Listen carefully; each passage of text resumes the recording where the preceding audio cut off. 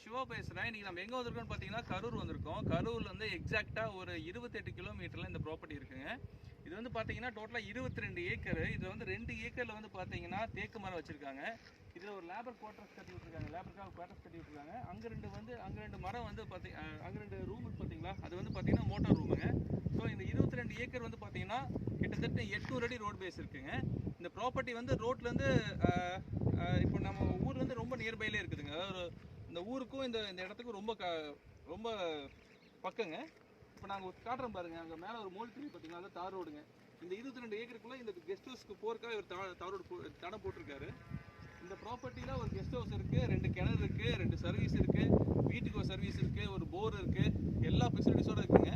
So இந்த property வந்து உங்களுக்கு பிடிச்சிருந்தா மறக்காமல் கால் பண்ணுங்கள். மறக்காமல் நம்ம சேனலை சப்ஸ்கிரைப் பண்ணிக்கங்க. இது ஃபர்தராக நம்ம கரூர் நிறைய ப்ராப்பர்ட்டிஸ்லாம் நம்ம அப்டேட் பண்ண போகிறோம்.